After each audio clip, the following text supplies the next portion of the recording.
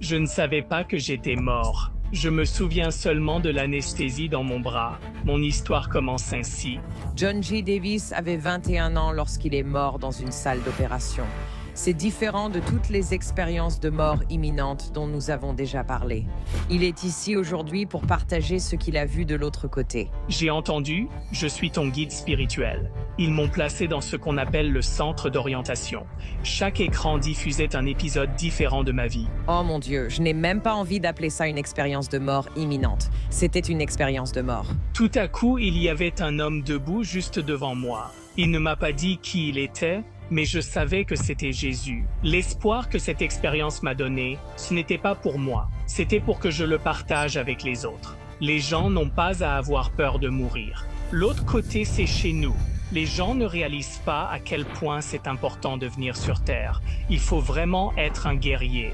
Si l'une des options est la Terre, où d'autres pourrions-nous habiter? Il y a bien plus de vie dans l'univers que tu ne peux l'imaginer. Voici quelque chose qui va te sidérer.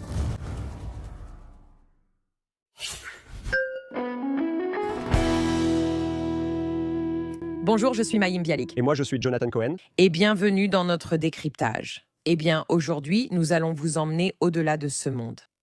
Et si je vous disais que nous avons une invitée qui n'a pas seulement vécu une expérience de mort imminente? Il est mort. Et pendant 7 minutes, il était mort dans une salle d'opération. Il a vécu une expérience qui prend bien plus que 7 minutes à raconter.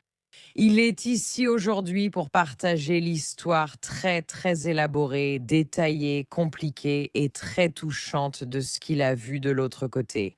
C'est différent de toutes les autres expériences de mort imminente évoquées. Et John G. Davis est ici pour expliquer en détail pourquoi il croit avoir été choisi pour vivre cette expérience. Et quel message très précis il a été chargé de nous transmettre à tous lorsqu'il a été ramené de la mort. N'oubliez pas de nous suivre sur Substack pour du contenu exclusif.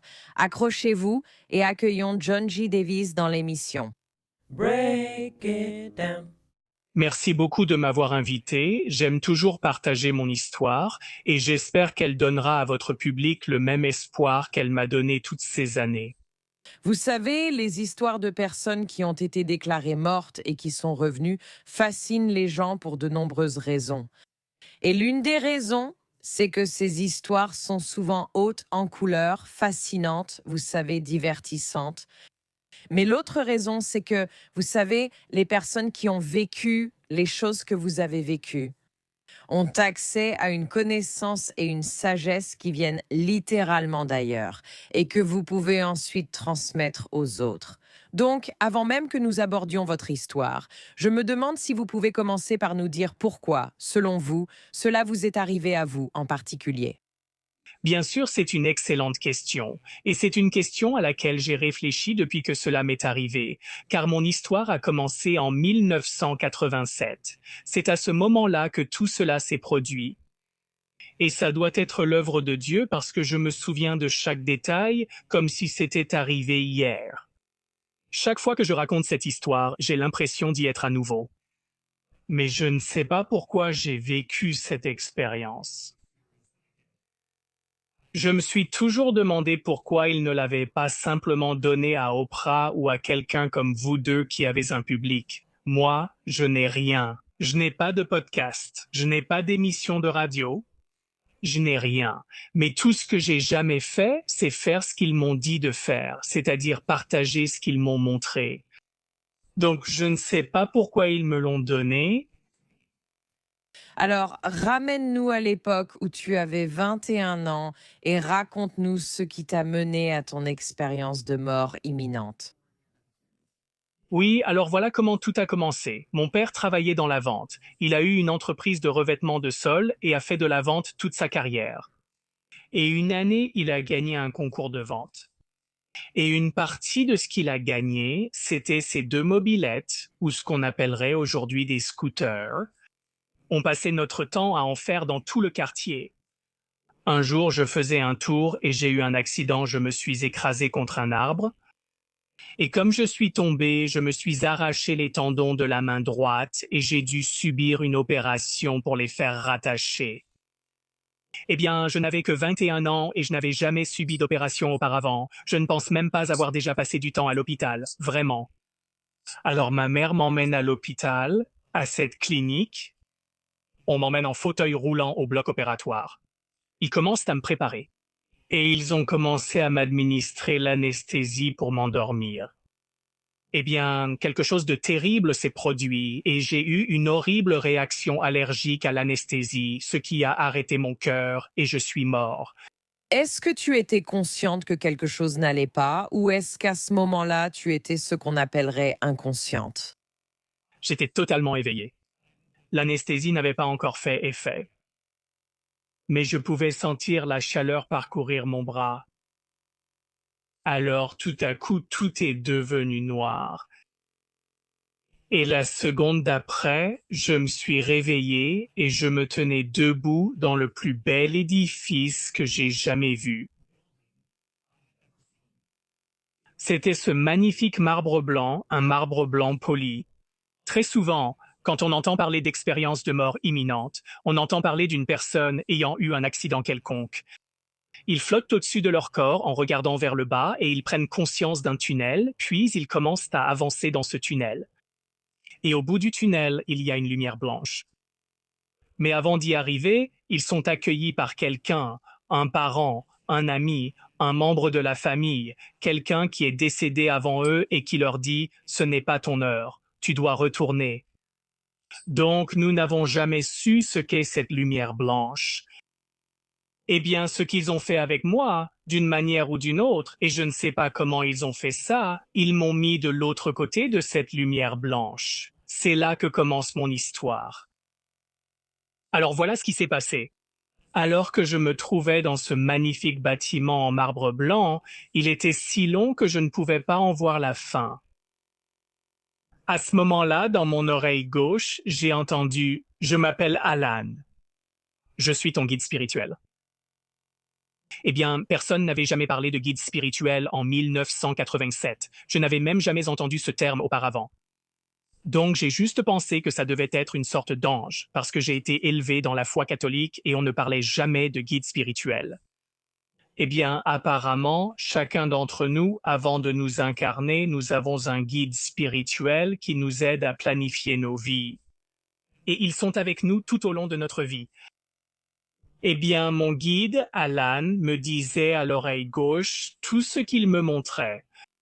Et il m'a dit où j'étais. J'étais dans ce qu'on appelle le centre d'orientation. Et c'est l'endroit où nous allons tous quand nous terminons une vie. D'accord, je vais t'arrêter tout de suite. Bien. Oui. On doit revenir un peu en arrière. Tu n'es jamais allé au centre d'orientation? Je ne suis jamais allée au centre d'orientation. Donc tu es allongé sur la table, tu sais qu'ils vont t'anesthésier et tu sens la chaleur du médicament. Ce n'est pas inhabituel, mais on dirait qu'il s'est passé quelque chose. Est-ce que tu te souviens que quelqu'un ait dit quelque chose avant que tu partes? Est-ce que tu te souviens que quelqu'un ait dit « Il y a un problème, il réagit mal ». Tu te souviens de quelque chose avant que tout devienne noir? Non, rien. Eh bien, la dernière chose dont je me souviens, c'est la sensation de chaleur, l'anesthésie qui parcourait mon bras. Alors tout devient noir. Dans votre expérience consciente, est-ce que John, qui était auparavant sur la table en train d'être anesthésié, était conscient que John n'était plus sur la table en train d'être anesthésié? C'est-à-dire, quand vous avez ouvert les yeux et que vous avez vu que vous étiez dans ce bâtiment infini en marbre blanc, est-ce que vous vous êtes dit quelque chose comme « Mais qu'est-ce qui se passe ?» Vous êtes-vous demandé si vous deviez être sur la table ou aviez-vous l'impression d'être une autre version de vous-même? C'est une excellente question.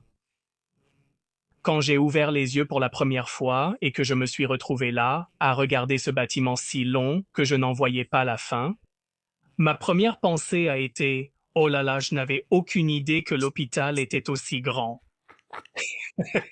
Je ne savais pas que j'étais mort. Je pense que si j'avais su ça, je crois que j'aurais posé tellement plus de questions. Je ne savais pas que j'étais mort. Tout allait si vite et Alan me parlait tellement rapidement. D'accord, je vais encore t'arrêter là. Encore une fois, je peux presque accepter l'idée du guide spirituel.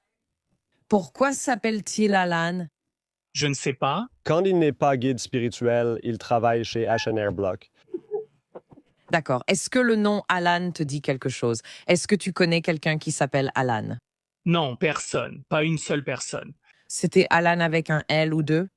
2 L Allen. Oh, attends, Alan. C'est généralement comme ça qu'on écrit un nom de famille. Oui, c'est comme ça qu'on l'a écrit, Alan. C'est comme ça qu'on l'a écrit. On parle de la façon dont il orthographiait son nom. Excellente question. Comment saviez-vous que votre guide spirituel, Alan, l'écrivait Allen?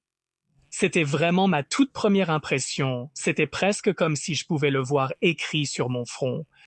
A-L-L-E-N, Alan. Et depuis ce jour, je l'ai toujours appelé comme ça. D'accord. Donc nous nous reconnectons. Il te chuchote à l'oreille, je m'appelle Alan, je suis ton guide spirituel. Voici la question que je te pose, c'est un peu à propos de ta conscience.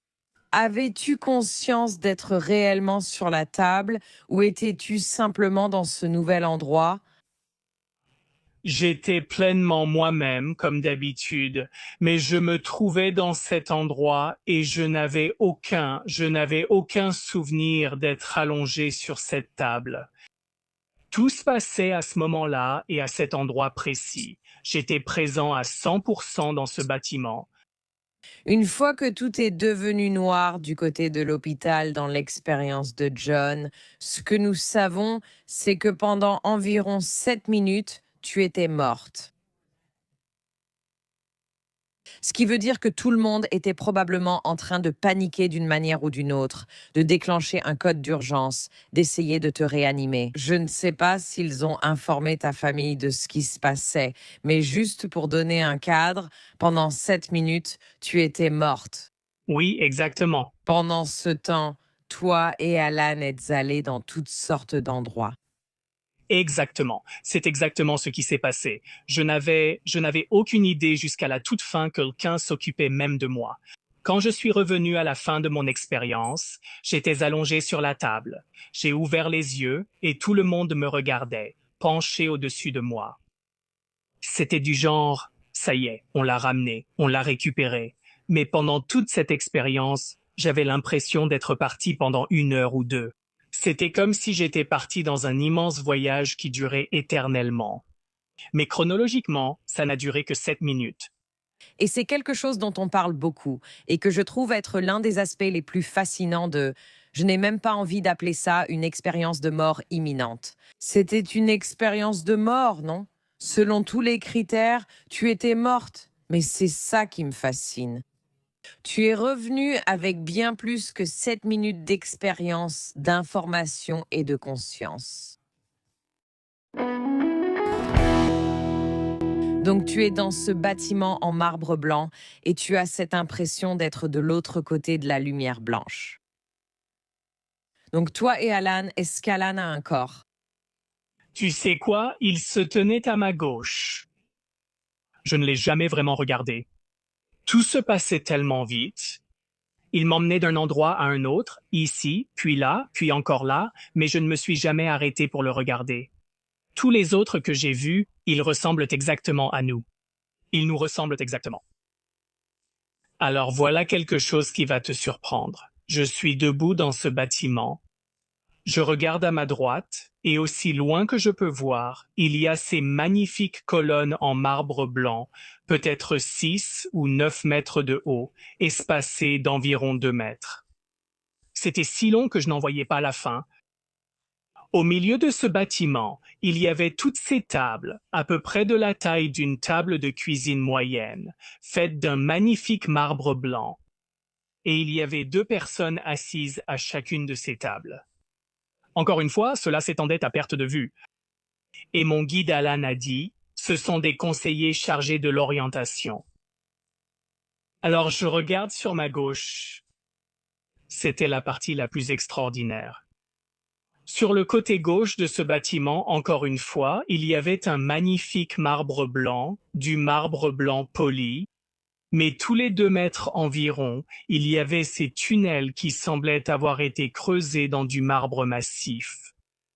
Des ouvertures parfaitement rectangulaires, environ tous les 2 mètres, tout le long, aussi loin que l'œil pouvait voir. Et mon guide a dit, C'est comme ça que les gens retournent de l'autre côté. Oh mon Dieu. Parce que l'autre côté, c'est chez nous. La terre n'a jamais été notre maison. L'autre côté, c'est notre maison? Alors il a dit, regarde le tunnel suivant. Alors je lève les yeux vers le tunnel suivant. Il y avait un homme qui arrivait. C'était un homme âgé, probablement octogénaire ou nonagénaire, et il faisait ça. Il avait la main droite sur la poitrine, comme s'il avait une douleur au cœur ou à la poitrine. Et mon guide Alan a dit qu'il venait de mourir d'une crise cardiaque. Rappelez-vous, nous avons évoqué qu'il y a 2 conseillers à chaque table. Il y avait une femme qui était assise le plus près de ce tunnel. Elle s'est levée, elle s'est approchée de lui, elle prit ses mains dans les siennes, le ramena vers la table et ils s'assirent l'un en face de l'autre. Et elle a commencé à lui parler. J'étais trop loin pour entendre ce qu'elle disait. Mais mon guide, Alan, m'a dit que de l'autre côté, le rôle du conseiller d'accueil est d'aider les gens à se souvenir d'où ils viennent. Car la plupart d'entre nous, lorsque nous quittons l'autre côté, le paradis ou l'au-delà, peu importe le nom, à notre arrivée dans une nouvelle vie, la plupart ne se souviennent pas d'où ils viennent. Donc il y a beaucoup de peur, d'inquiétude et d'appréhension à propos du fait de mourir, surtout pour nous tous ici sur Terre. C'est l'une des plus grandes peurs de l'humanité. Donc, les conseillers d'orientation expliquent essentiellement aux gens, voici comment vous êtes décédé. Vous venez de terminer votre vie ici sur Terre et maintenant vous êtes de retour chez vous. Et donc, mon guide Alan m'a dit de le regarder. Alors je le regarde et la chose la plus étrange s'est produite. Plus étrange que le fait que tu sois morte et qu'un type nommé Alan te fasse visiter le centre d'orientation de l'au-delà. J'ai hâte de... Oh là là, ça devient encore plus étrange que ça. Tu vas être tellement étonné par ce qui s'est passé. Tout à coup, je regarde ce monsieur qui a eu une longue vie sur Terre. Il a commencé à se transformer d'un homme âgé en un jeune homme d'une trentaine d'années. Et Alan m'a dit qu'à la création, Dieu nous a tous créés dans la trentaine. Voilà comment nous apparaissons de l'autre côté. Et donc, il faisait ce qu'ils appellent l'orientation, aidant les gens à se rappeler d'où ils viennent. Tout à coup, quand il a fini, il se lève, il part vers la droite, il descend ses 3 marches et il entre dans ce que j'appelle les jardins. Je ne sais pas si c'est leur nom, mais c'est l'impression que cela m'a donné. Ce magnifique jardin gigantesque avec la plus belle herbe verte émeraude, des fleurs et des arbres. Ça ressemblait à un immense jardin anglais absolument magnifique, et il y avait tous ces gens là-bas.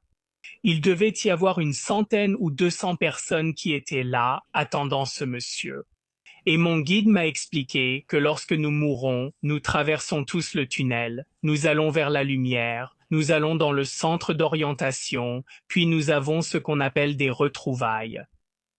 Et les retrouvailles, ce sont toutes les personnes que ce monsieur a connues dans sa vie et qui étaient décédées avant lui. Ses parents, ses grands-parents, ses amis, ses frères et sœurs. Ils étaient tous là à l'attendre, en plus de toutes les personnes qui le connaissaient déjà de l'autre côté, et c'était comme une grande fête. Tout le monde applaudissait, acclamait, serrait cet homme dans ses bras, lui disant qu'il avait fait du bon travail. Et mon guide Alan m'a dit, « Les gens ne réalisent pas à quel point c'est important de venir sur Terre. Il y a beaucoup d'âmes qui ne veulent pas venir ici parce que c'est tellement difficile. » Tant de leçons que nous devons tous apprendre. Et il a dit, il faut vraiment être un guerrier quand on vient dans un endroit comme la Terre. Et il a dit, c'est pour ça que toutes ces personnes sont là. Tu sais ce que je n'ai jamais saisi? Quand j'étais dans ce bâtiment d'orientation à regarder toute cette activité, il n'y avait pas d'ordinateur sur ces tables. Il n'y avait pas de papier, pas de documents, rien pour leur dire qui passe par ces tunnels. Mais ses conseillers le savaient. Ils savaient qui était ce monsieur. Et ils savaient quand il allait mourir et de quoi il est mort. Et la seule chose à laquelle je peux penser, c'est que ça doit venir de Dieu. Parce que comment diable pouvez-vous savoir qui va passer et quand? Mais ils savent parce que quelqu'un a prévenu toutes ces personnes dans le jardin du moment où il allait passer. Parce que de l'autre côté, personne ne traîne sans rien faire toute la journée. Tout le monde est occupé là-bas. Qu'est-ce qui les occupe? Tout. Ils font des randonnées, ils prennent des cours, ils vont nager, ils rendent visite à des amis, ils vont à des festivals de musique. Tout ce que tu aimes faire ici sur Terre, ils m'ont dit que tu peux le faire de l'autre côté. C'est un véritable paradis là-bas. Ils savent comment tout le monde sera là-bas, comme ils connaissaient Alan, non? C'est une communication télépathique. Ils sont comme fusionnés avec une sorte de base de données, une base de données énergétique où ces informations deviennent simplement accessibles.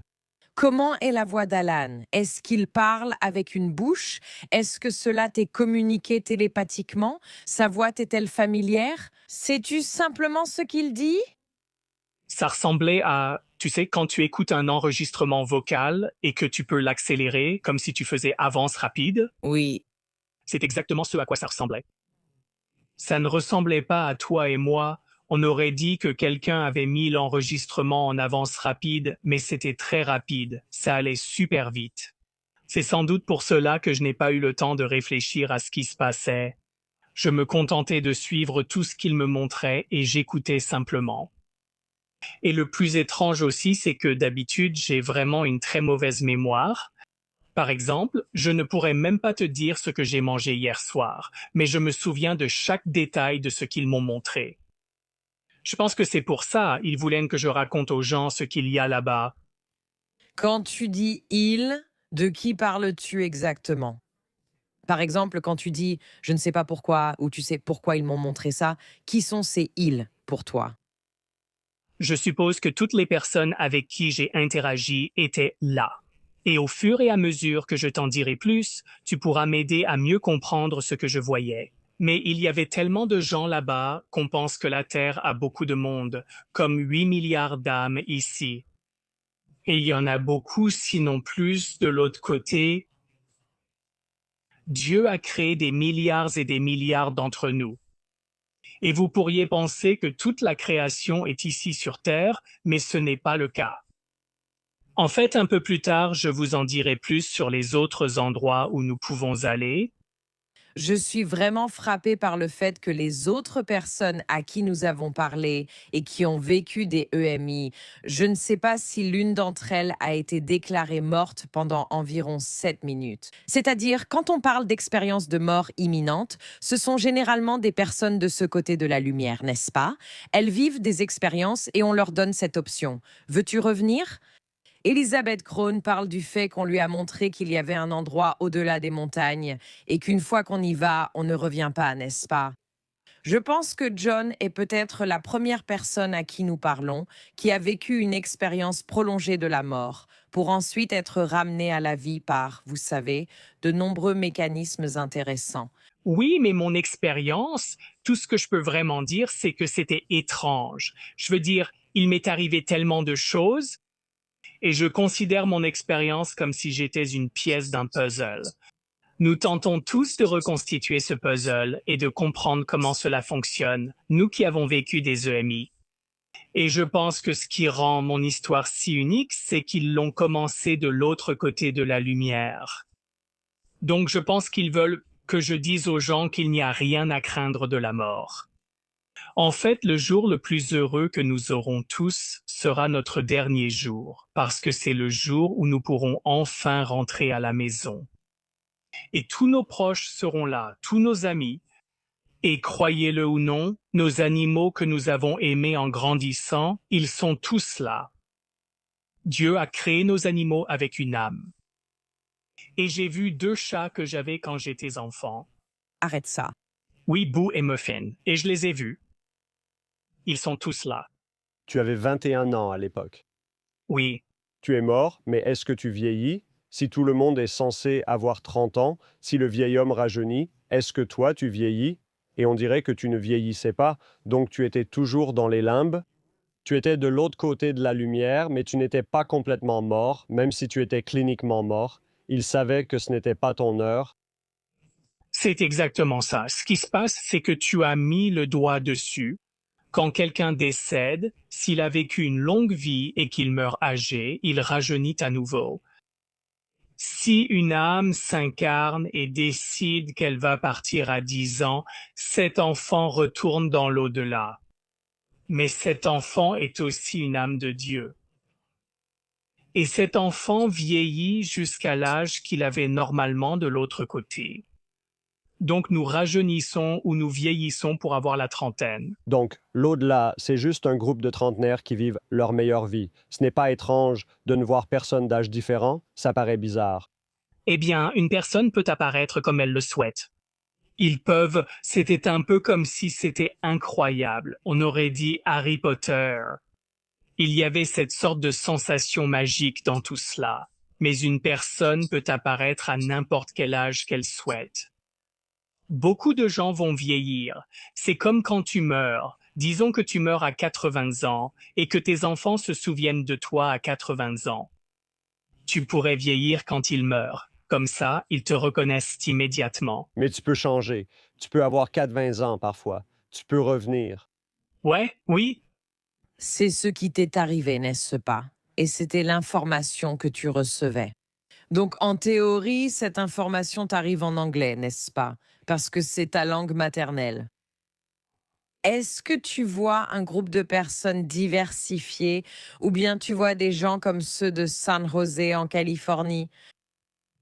il y avait toutes les races, toutes les ethnies, tout ce que j'ai vu pendant cette expérience. Tout le monde était là. C'est tellement varié. C'est comme aller à l'endroit dont je vais te parler dans une minute. Il y avait un bâtiment où je suis allé qui avait un grand, immense dôme dessus. Et quand j'ai regardé par la fenêtre de ce bâtiment, je pouvais voir toutes ces personnes aller et venir. C'était tellement animé, c'était comme aller à Los Angeles, au centre-ville, à l'heure du déjeuner. J'ai l'impression d'être morte au centre-ville. Oui, tu vois toutes ces personnes marcher, c'est ce à quoi ça ressemblait. Donc, où que mon guide Alan m'ait emmené, c'était vraiment animé, c'était un endroit très fréquenté. Les gens ne restent pas assis toute la journée, tout le monde vit sa vie et ils sont occupés. Et quand tu termines ta vie, et que tu retournes de l'autre côté, tu reprends simplement là où tu t'étais arrêté. Retrouver tes amis, ta famille, faire ce que tu aimes. Et l'une des choses qui m'a tellement intéressé, c'est que tu fais de l'autre côté les choses que tu aimes faire. C'est presque comme si les gens avaient un travail, mais sans en avoir besoin pour payer leurs factures. Ils se consacrent à ce qu'ils aiment faire. Et les gens se souviennent, quand nous avons parlé du centre d'orientation, tous ces conseillers qui étaient là, tous aimaient faire ce métier, ils aimaient être conseillers d'orientation. Eh bien, voici la prochaine chose. Cela va encore plus vous épater, surtout après que ce monsieur ait retrouvé toutes ces personnes là-bas. Mon guide m'emmène dans ce voyage. Est-ce que tu marches? Comment te déplaces-tu d'un endroit à l'autre? C'est une très bonne question. Je ne sais pas. Je pense qu'il flotte. Oui, parce que nous n'avons pas marché, nous n'avons pas volé, il n'y avait pas assez de temps. Ça devait être quelque chose lié à la pensée, parce qu'instantanément j'étais ici, il me disait ce que c'était, puis c'était ici. Alors il m'emmène vers ce bâtiment qui est tellement immense, nous n'avons rien de semblable ici sur Terre. Et c'était un bâtiment rectangulaire fait d'un magnifique marbre blanc, avec toutes ces colonnes en marbre blanc tout autour du périmètre. Et c'était solide, tout ce que je voyais était solide, comme si vous touchiez votre jambe ou votre table, c'était solide, vraiment. C'était exactement comme ça, et je ne peux pas expliquer comment c'est possible. Alors il m'emmène à l'intérieur de ce bâtiment, et nous entrons dans une pièce ronde, une grande pièce parfaitement ronde, et je lève les yeux. Et tout le long du plafond, ce sont des écrans de cinéma, comme quand on va voir un film. Il devait y avoir 15 ou 20 de ces écrans tout autour de moi et de mon guide, a dit Alan. C'est la revue de vie. Puis tout à coup, tous les écrans se sont allumés et chaque écran diffusait un épisode différent de ma vie. Oh mon Dieu. Un écran me montrait bébé, un autre écran me montrait tout petit enfant. Est-ce que c'était des images que tu avais déjà vues dans des vidéos de famille ou des photos, ou bien c'était des images spontanées, originales de John? Exactement, c'est exactement ça. Je n'avais jamais vu ces images de ma vie, et chaque écran montrait un épisode différent de ma vie. Et voici ce qui est vraiment intéressant. Mon guide, Alan, m'a expliqué que la revue de vie était le meilleur enseignement pour l'âme. Et la raison à cela, c'est que lorsque tu regardes ces écrans pendant ta revue de vie, tu peux ressentir comment tes actions ont affecté les autres personnes. Et quand j'étais en 2e ou en 3e année, je ne me souviens plus laquelle, mais nous étions à la récréation un jour et il y avait un garçon dans notre classe. Il s'appelait Troy. Et Troy avait un problème avec ses jambes. Il avait soit la sclérose en plaques, soit la maladie de Parkinson. Mais il ne pouvait pas marcher sans béquille, donc nous étions à la récréation un jour. Et Troy est tombé et j'ai couru vers lui, je l'ai aidé à se relever et à remettre ses béquilles. C'est quelque chose que n'importe lequel d'entre nous aurait fait. Je n'ai jamais pensé à ça. Eh bien, l'une des vidéos montrait cet épisode de ma vie quand j'étais petit. Et je pouvais sentir à quel point cela a touché Troy, à quel point il a apprécié que je ne l'ai pas ignoré, que je l'ai vraiment aidé. À l'opposé, tu ressens aussi si tes actions ont blessé quelqu'un d'autre, et c'est ce qu'Alan m'a dit. Il a dit, c'est pourquoi c'est le plus grand enseignant de l'âme. Si tu es une âme qui a intentionnellement blessé quelqu'un d'autre au cours de ta vie, tu ressentiras ce que cette personne a ressenti lors de ta revue de vie. C'est ce qu'a dit Betty, Bouddha Betty. Elle a dit qu'elle pouvait voir à la fois la joie et la douleur qui avaient traversé chaque expérience et qu'elle pouvait simultanément les ressentir dans son propre corps. Exactement, c'est exactement ce que ça fait. Tu as déjà décrit plus de 7 minutes d'information.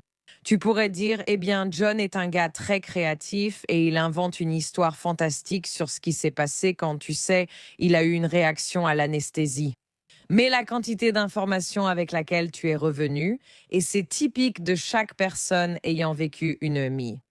La quantité d'informations avec laquelle tu es revenu ne correspond pas chronologiquement au temps où tu n'étais pas sur cette planète. Donc, nous devons en conclure que le temps n'obéit pas aux mêmes règles lorsque tu es dans ce plan de conscience, quoi que cela signifie. C'est la seule façon dont je peux l'expliquer.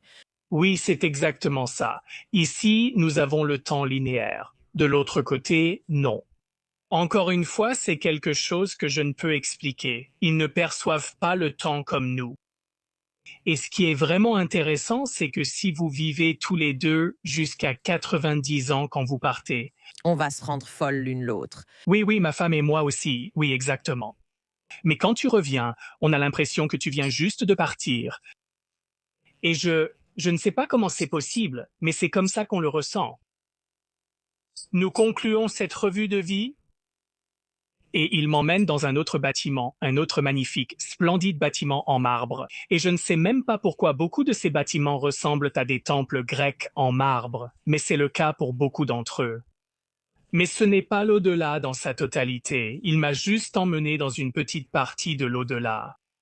Et la meilleure façon dont je peux le décrire, c'est que c'était un peu comme, vous savez, quand vous allez sur un campus universitaire et que vous avez le bâtiment des sciences, le bâtiment d'anglais ici, puis le bâtiment de mathématiques. C'est un peu ce que ça donnait comme impression.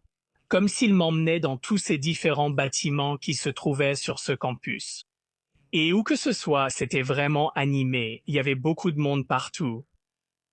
Alors voici autre chose qui va te sidérer. Il me conduit dans ce bâtiment suivant.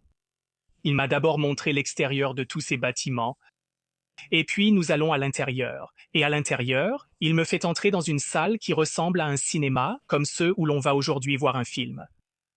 Mais il n'y avait pas 100 sièges, il n'y avait qu'un seul siège.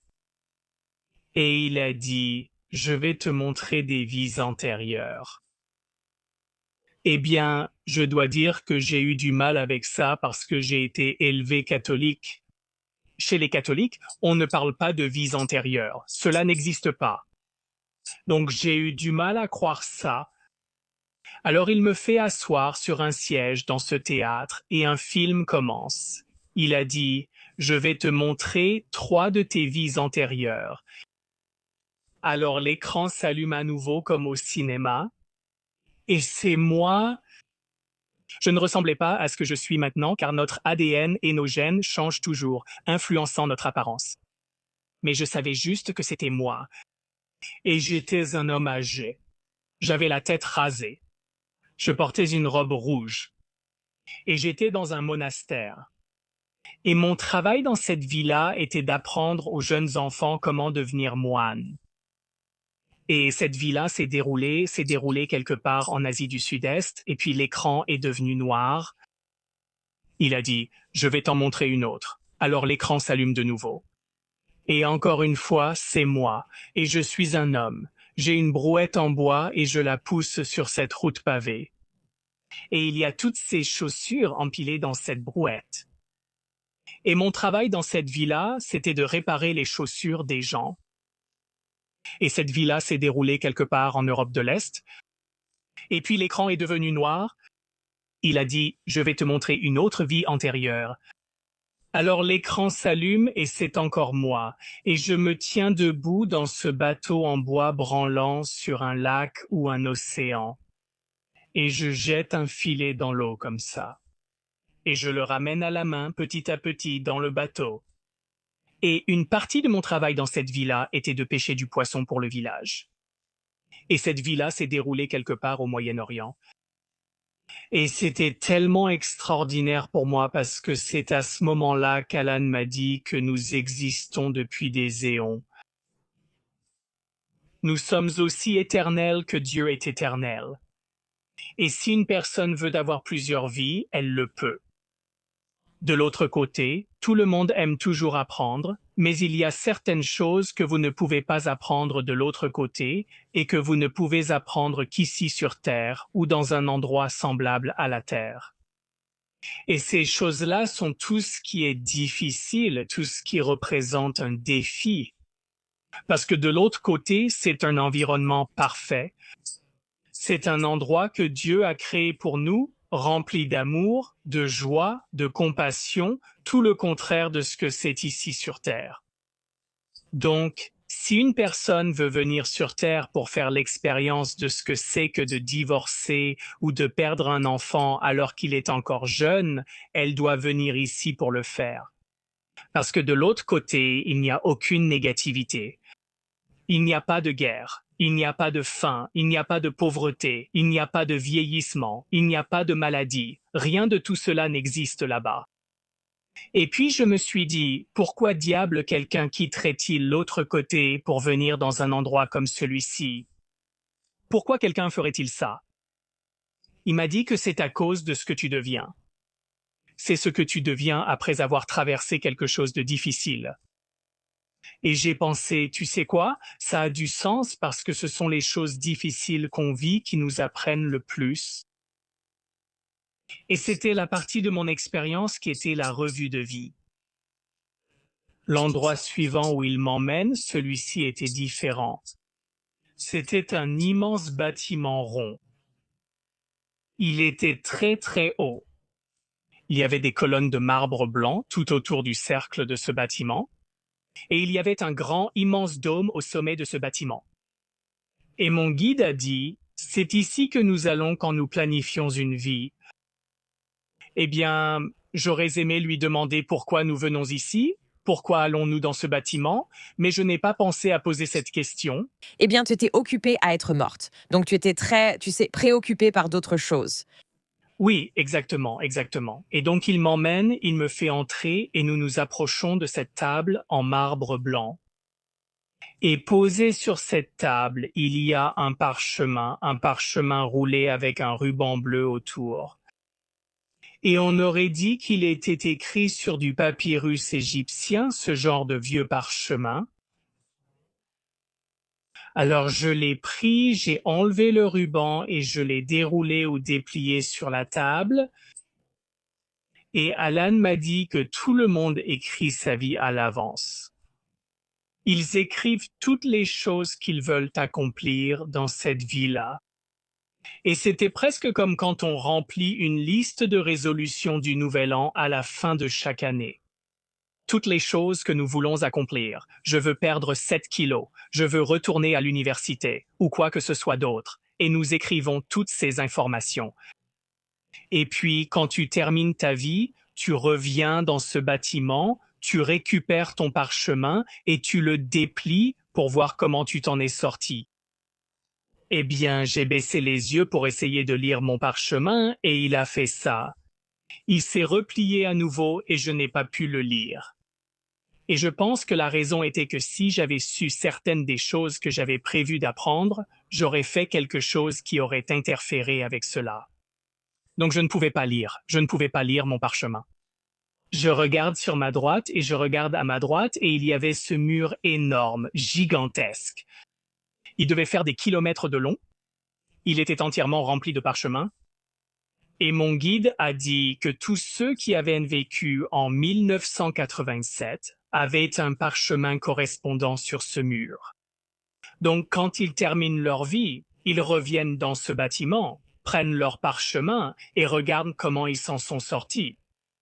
Eh bien, alors j'ai regardé à ma gauche, et sur ma gauche, dans ce bâtiment, il y avait cette fenêtre gigantesque, une immense fenêtre panoramique, et j'ai regardé dehors, et il y avait une passerelle.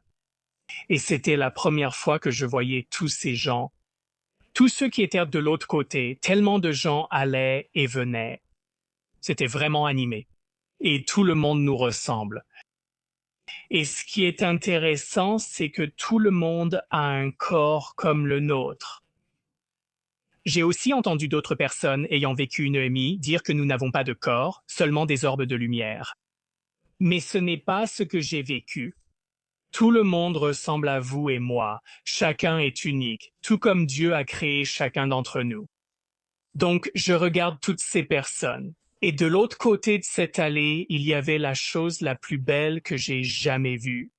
C'était un lac, ce magnifique lac rond. Il était tellement limpide, l'eau ressemblait à du verre. Vous avez déjà vu tous les deux des saules pleureurs? Oui, Ceux qui font comme ça, ils pendent. Toutes leurs branches pendaient et toutes les feuilles flottaient à la surface du lac. Et c'est là qu'Alan m'a dit, il a dit, tout ce que tu aimes faire ici ou tout ce que tu aimes faire ici sur Terre, tu peux aussi le faire de l'autre côté. Tout est là. La beauté, les lacs, les océans, toutes sortes d'activités que tu aimes faire sont aussi de l'autre côté. Avant que nous quittions ce grand bâtiment en forme de dôme, il m'emmène dans une autre zone qui ressemblait à une immense bibliothèque. As-tu déjà vu les encyclopédies Britannica? bien sûr. Tu sais, ce sont ces livres épais, Oui, et tous les livres de cette bibliothèque ressemblaient à ça. Ils étaient tous d'une couleur bordeaux légèrement violacée. Alors il m'emmène devant un livre, et chacun de ces livres avait des lettres dorées sur la couverture. Et elles étaient verticales. L'écriture n'allait pas à l'horizontale. L'écriture descendait. Alors il m'emmène devant ce livre et il me fait lire le dos du livre et il y avait écrit Nina, Nina, Nina. Et il m'a dit Nina est ton âme sœur. Eh bien, je n'avais jamais entendu le terme âme sœur auparavant, en 1987. Je n'avais même jamais entendu ce mot. Mais il m'a dit que lorsque Dieu nous a créés, il a créé chacun de nous avec un partenaire parfait que nous avons pour l'éternité. Et dans ce livre, il y a tout sur cette âme depuis la création. Quels sont ses dons, les différentes vies qu'elle a eues, ce qu'elle a appris. Tout est dans ces livres. Et chacun de nous a un livre comme celui-là. Et chacun de nous a une âme sœur. Et j'aurais aimé savoir que j'étais mort. Et j'aurais demandé à Alan, est-ce qu'une âme sœur vient dans nos vies avec nous? Parce que tellement de gens m'ont demandé « Pourquoi n'ai-je pas trouvé mon âme sœur ?» Et une chose que j'aime dire aux gens, c'est que ce que j'ai appris de mon EMI, l'une des choses les plus importantes que j'ai apprises, c'est que ce n'est pas grave si vous ne trouvez pas votre âme sœur, parce que tout le monde ne vient pas ici pour se marier, pour avoir des enfants. D'autres personnes viennent pour différentes raisons, et les gens pensent qu'ils ont échoué s'ils arrivent à la fin de leur vie sans avoir connu l'amour de leur vie ou sans avoir eu d'enfants. Cela ne veut pas dire qu'ils ont échoué. Rien que le fait de venir ici, c'est déjà une réussite. Ils ont déjà accompli quelque chose d'extraordinaire, rien qu'en venant ici. Et j'aime dire aux gens que nous avons tous des raisons différentes d'être ici. Il y a probablement autant de raisons différentes d'être ici qu'il y a de personnes actuellement sur la planète Terre. Donc ça, c'était la partie sur l'âme sœur. Avant qu'on passe aux autres bâtiments, je voudrais juste faire un petit point ici. Le niveau de détail. Incroyable. Le niveau de détail est incroyable. Et tu sembles être une personne saine d'esprit. Je ne crois pas que tu ne sois pas une personne équilibrée. Mais le niveau de détail que tu vis, juste le fait que l'écriture était verticale, pas horizontale, le temps qu'il faut à notre cerveau pour recevoir autant d'informations n'est pas de 7 minutes. Il y a tellement de choses qui sont téléchargées, faute d'un meilleur mot. Comme ça, la couleur des livres. Je veux dire, c'est un niveau de détail. Encore une fois, on suppose que c'est ton souvenir, n'est-ce pas? Beaucoup de gens pourraient dire « Oh, il comble les vides, il invente », mais c'est ton souvenir, c'est vraiment ce que tu as vécu. Et je n'ai pas encore parlé du meilleur. On va arriver à la meilleure partie. Je me demande si ce niveau de détail t'était accessible tout de suite quand tu es revenu ou si ça s'est intégré petit à petit. C'était instantané. Je n'ai jamais oublié une seule chose. D'accord, continue. Donc, il t'emmène dans un autre bâtiment. Oui, donc cet autre bâtiment était fait de, on aurait dit, de l'acier inoxydable, un magnifique, magnifique bâtiment en métal. Ça ressemblait à un stade sportif, comme ceux où on va pour regarder un match de football américain ou de football. Alors il m'emmène à l'intérieur, et à l'intérieur, la première chose que je remarque, c'est qu'il y a des milliers et des milliers de sièges dans ce bâtiment. Toutes les lumières sont allumées. C'était super lumineux. Et il m'a dit, ceci est un planétarium. Est-ce que vous avez déjà vu des planétariums lors de sorties scolaires quand vous étiez enfant? Oui. Absolument. J'ai fait ça aussi, et il te montre des choses au plafond. Donc je suis là, debout avec mon guide, Alan, et tout ce bâtiment est vide, à l'exception d'une seule personne. Il y avait une personne derrière moi dont le travail était de tout savoir sur l'astronomie. Il connaissait les étoiles, les galaxies, les planètes. Et il adorait partager ses connaissances en astronomie. À quoi ressemblait-il? Je ne me suis jamais retourné pour le regarder. Est-ce qu'il avait un nom? Non, il ne me l'a pas dit. Voilà ce qui s'est passé. Il m'a parlé et il a dit « Commençons ». Tout à coup, il fait complètement noir. Toutes les lumières s'éteignent. Alors je m'assois et je regarde le plafond, puis il commence à me parler. Et il a dit « Quand tu regardes les étoiles, c'est ça que tu vois ». Et ce dont il parlait, c'était de toutes les personnes sur Terre en 1987, quand elles sortent la nuit et lèvent les yeux vers les étoiles, c'est ce qu'elles savent qu'il y a là-haut. Et notre Soleil est apparu. Puis Mercure, Vénus, la Terre, Mars, Neptune, Uranus, Saturne, Jupiter, toutes les planètes de notre système solaire sont apparues au plafond. Et puis elles ont disparu. Et puis il a dit, quand on regarde les étoiles, c'est ce qu'on voit. Et il parlait de toutes les personnes de l'autre côté à ce moment-là. C'est ce qu'ils voient ou c'est ce qu'ils savent de l'univers. Et tout à coup, planète après planète après planète a commencé à apparaître. D'abord, il y en avait des dizaines, puis des centaines, puis des milliers et des millions d'autres planètes. À quoi ressemblait-elle? Il y en avait de toutes sortes. Certaines ressemblaient à la Terre avec de l'eau. D'autres planètes étaient désertiques. Certaines planètes étaient des jungles. D'autres planètes étaient... Il y en avait de toutes sortes. Et il a dit, il y a bien plus de vie dans l'univers que tu ne peux l'imaginer. Et je pense qu'il y avait deux raisons pour lesquelles ils m'ont emmené pour me montrer ça. Ils voulaient que je dise aux gens que la Terre n'est qu'une des planètes. Nous ne sommes pas seuls. Il y a bien plus de vie dans l'univers que sur la seule Terre. Et l'autre raison pour laquelle ils m'ont montré cela, c'était pour me dire que la Terre n'est pas le seul endroit où l'on peut venir vivre une vie. Il existe pratiquement une infinité d'autres mondes. Et voici quelque chose que je veux dire à votre public parce que cela va leur donner une certaine perspective. Quelqu'un parmi vous a-t-il vu la série Star Trek originale avec le capitaine Kirk? Oui. Oui, j'ai grandi avec ça. Après l'école, je regardais les rediffusions de Star Trek. Et j'ai toujours cru qu'il devait y avoir d'autres planètes dans l'univers. Il doit y en avoir. Comment la Terre pourrait-elle être la seule? Donc, après mon EMI, j'ai commencé à faire des recherches sur l'astronomie. Et j'ai appris que dans notre galaxie, la Voie lactée, il y a environ 400 milliards d'étoiles. Et ils pensent qu'il y a environ 100 milliards de planètes rien que dans la Voie lactée. Et maintenant qu'ils ont les recherches du télescope spatial James Webb, ils estiment qu'il y a 2000 milliards de galaxies dans l'univers. Si chaque galaxie a 100 milliards de planètes,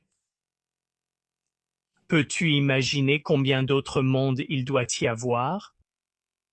Et mon guide m'a expliqué que lorsque Dieu nous a créés, il nous a tous donné, comme partie de notre ADN spirituel, l'amour de l'apprentissage, la joie d'apprendre. Alors il a créé tous ces autres mondes où nous pouvons venir apprendre, et nous avons l'éternité pour le faire. Et c'était ma partie préférée de mon expérience de mort imminente. Donc ça, c'était le planétarium, comme je l'appelle. L'endroit suivant où il m'a emmené, c'était de loin le plus grand bâtiment jusqu'à présent. Il était tellement long que je ne pouvais pas en voir la fin. C'était encore un magnifique marbre blanc, mais il n'y avait pas de colonnes sur les côtés. Les colonnes étaient seulement à l'avant. Et ça ressemblait à notre bâtiment de la Cour suprême à Washington, D.C. Ça ressemblait à ça avec toutes les colonnes à l'avant et tous les escaliers qui y menaient. Alors nous entrons à l'intérieur et je remarque immédiatement que c'est une bibliothèque. C'est une bibliothèque immense, gigantesque. Et il y a toutes ces étagères en bois, probablement hautes de 6 ou 9 mètres, avec des livres à perte de vue. Et c'était vraiment animé. Il y avait plein de gens. Les gens cherchaient des livres. Certaines personnes lisaient, d'autres visitaient. Et ils m'emmènent du côté gauche de la bibliothèque. Et il y a toutes ces pièces. Et ça ressemblait aux pièces qu'on trouve aujourd'hui dans une bibliothèque moderne avec des salles d'études. C'est à ça que ressemblaient ces pièces. Et elles faisaient à peu près la taille d'un salon ordinaire. Alors, nous nous approchons de cette pièce. Et il y avait une femme à l'intérieur. Elle me tournait le dos. Elle avait des cheveux noirs ou noirs de jais, raides, qui descendaient jusqu'à la taille. Elle portait une sorte de robe violette ou un peignoir, et elle était assise sur le canapé. Et elle regardait quelque chose sur le mur. Et c'était vraiment bizarre pour moi. C'est ça qui était bizarre pour toi. Ouais, t'as raison.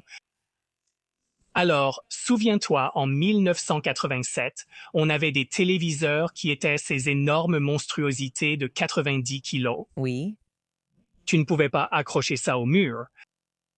Mais cette dame, cette femme, regardait ce que nous appellerions aujourd'hui une télévision à écran plasma de 50 ou 60 pouces accrochée au mur.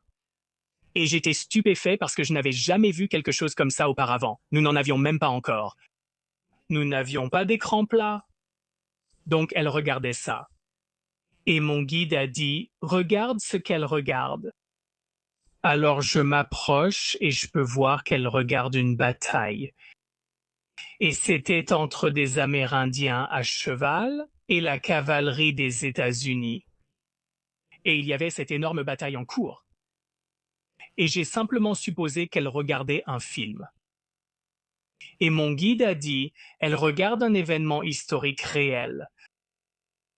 Et j'ai dit, c'est impossible. Nous n'avions pas de caméra vidéo il y a 250 ans. Comment cela a-t-il pu être enregistré? Et il m'a dit que tout est enregistré.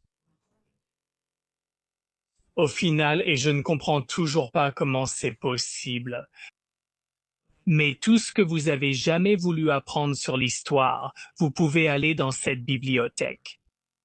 Vous pouvez aller dans l'une de ces salles et vous pouvez voir l'histoire telle qu'elle s'est réellement déroulée. Vous pouvez regarder la vie de Martin Luther King Jr., de Mère Teresa ou de Jésus. Vous pouvez regarder la vie de n'importe qui et apprendre l'histoire de cette façon. C'est la première télé-réalité. C'est la première télé-réalité.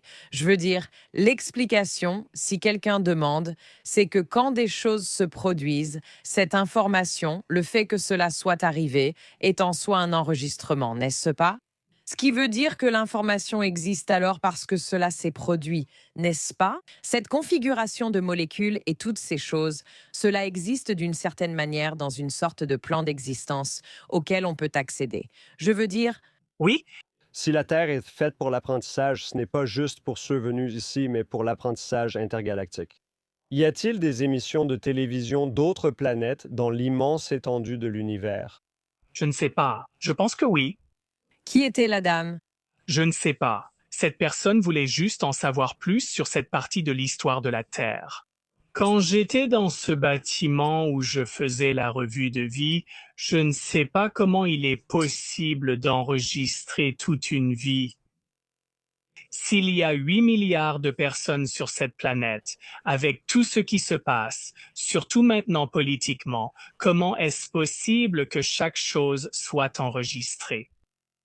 Et la seule explication que j'ai, c'est que ça relève de Dieu. C'est simplement quelque chose que nous ne pouvons pas comprendre à ce stade. Eh bien, je veux dire, et il se trouve que je suis croyante. Je ne sais pas si j'inclurais forcément Dieu dans l'explication. Et l'idée, c'est que tout ce qui existe, il n'y a aucune raison de dire qu'il ne peut pas y avoir autant de vie que de personnes sur la planète, parce que nous savons qu'elles vivent leur vie. Donc, de la même manière, cette information est d'une certaine façon disponible, n'est-ce pas? Sur cet autre plan, je veux dire, nous n'avons même pas fini l'histoire. Il faut atteindre la prairie. Mais de cette façon, nous disons que ce sont les choses qui t'ont été transmises en 7 minutes. 7 minutes. C'est l'information qui a été transmise. Alors nous quittons la bibliothèque et l'endroit suivant où il m'a emmené était un château exactement comme ceux que l'on voit en Angleterre ou en France, ces magnifiques châteaux de pierre. Alors il m'emmène à l'intérieur du château et la première chose que je remarque, c'est qu'il y a toute cette moquette rouge sur le sol, très opulente, très décorative. Et il m'a dit: ceci est conçu pour vous aider à ressentir ce que la royauté aurait ressenti sur Terre à cette époque. Alors nous entrons et je remarque sur les murs des deux côtés, aussi loin que l'on puisse voir dans ce gigantesque château, il y avait des peintures grandeur nature tout le long. Et ce qu'elles représentaient, c'était des peintures grandeur nature de personnes qui avaient vécu à cette époque de l'histoire de la Terre. Comme le roi George, la reine Anne, toutes les princesses et les ducs, et tous ceux qui ont vécu à cette époque. On pouvait entrer dans ce château et voir dans quel environnement ils vivaient. On pouvait regarder leurs portraits, voir à quoi ils ressemblaient et ce qu'ils portaient. Et devant chacun de ces portraits, il y avait un pupitre. Et sur le pupitre, il y avait un livre. Et le livre parlait de la vie de cette personne. Donc, si vous vouliez en savoir plus sur, disons, la reine Anne par exemple, vous pouviez aller au château, regarder son portrait et consulter le livre pour lire des choses sur sa vie. Eh bien, juste à ma droite, je regarde et quelque chose attire mon attention. Je regarde à ma droite et il y avait une femme qui descendait cet escalier. Tu te souviens des escaliers en colimaçon dans les châteaux? Elle descendait l'un de ces escaliers dans ce château. Et elle avait des cheveux blonds vénitiens jusqu'aux épaules. Et elle portait une robe couleur pêche, un genre de robe orange pêche ou quelque chose comme ça. Et elle s'approchait de moi. J'ai pensé, mince, je ne devrais pas être ici, elle va me mettre dehors ou un truc du genre. C'est bon à savoir, même mort, on peut encore avoir honte. Oui, oui, exactement. Alors elle s'est approchée de moi et elle m'a dit, est-ce que je peux vous aider à trouver quelque chose? Et j'ai dit la chose la plus stupide. Je n'arrive toujours pas à croire que je lui ai dit ça. J'ai dit, non, merci, je fais juste un tour. J'aurais pu lui demander n'importe quoi, comme, où suis-je? Qui es-tu? Je suis censé subir une opération. Que se passe-t-il? Tu es Nina? C'était peut-être Nina? Et Alan m'a dit, il a dit, de l'autre côté, c'est ce qu'elle aime faire. Elle adore étudier l'histoire. Et elle connaissait tout sur cette époque de l'histoire de la Terre. Donc, si tu es de l'autre côté et que tu veux en apprendre plus sur cette période particulière de l'histoire de la Terre, tu peux aller au château, regarder les tableaux, lire les livres, et tu peux lui demander n'importe quoi. Elle était ce que nous appellerions une professeure spécialiste de l'Europe médiévale. De l'autre côté, elle aime approcher les gens et leur demander s'ils ont besoin de quelque chose. Oui, oui, c'est son travail. Si quelqu'un aime vraiment organiser les placards, J'adore organiser. Je voudrais organiser chaque placard dans l'au-delà que je peux trouver. des placards à organiser, je me demande ce que Maïm fera. Je suis sûr qu'il y en a. Je sais toutefois que tu n'as pas à faire la lessive.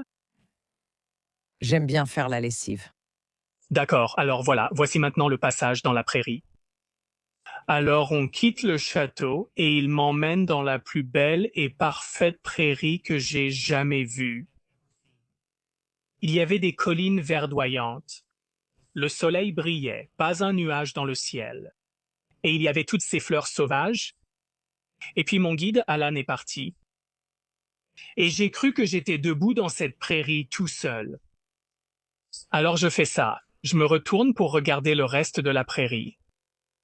Et il y a un monsieur qui se tient juste devant moi. Il portait une robe blanche dorée et il avait une ceinture dorée autour de la taille.